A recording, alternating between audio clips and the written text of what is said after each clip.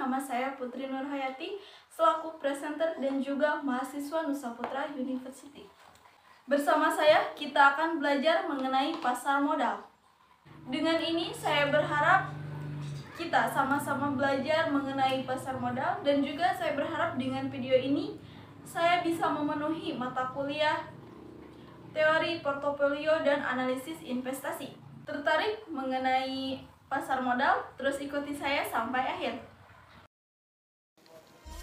Kalian pernah membeli sesuatu bukan di pasar tradisional?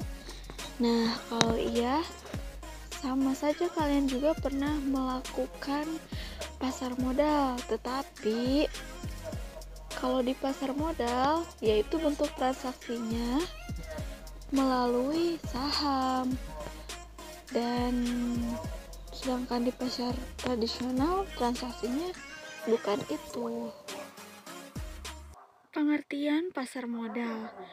Dalam bab 1 UU PM nomor 8 tahun 1995 tentang ketentuan umum mendefinisikan pasar modal atau bursa efek, yaitu pihak yang menyelenggarakan dan menyediakan sistem dan atau sarana untuk mempertemukan penawaran jual dan beli serta pihak-pihak lain dengan tujuan memperdagangkan efek di antara mereka.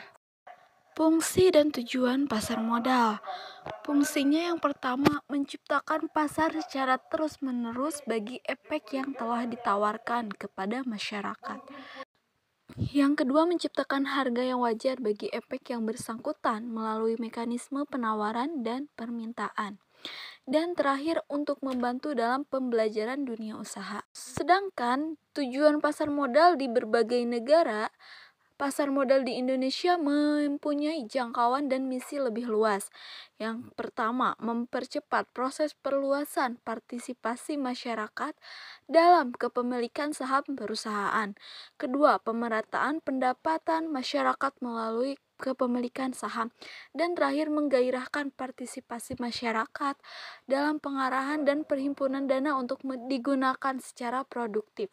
Organisasi atau lembaga yang terlibat dalam pasar modal Indonesia.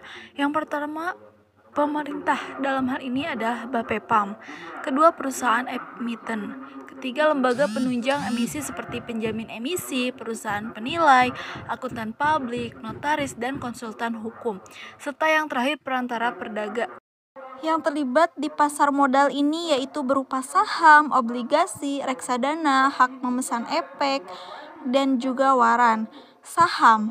Apa itu saham? Saham merupakan surat berharga yang menunjukkan kepemilikan investor di dalam suatu perusahaan.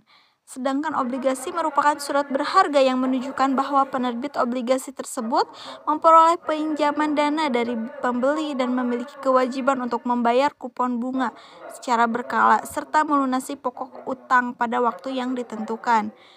Ketiga, reksadana. Reksadana merupakan wadah yang digunakan untuk menghimpun dana dari masyarakat pemodal untuk selanjutnya diinvestasikan dalam portofolio efek oleh manajemen investasi. Yang keempat, hak memesan efek terlebih dahulu.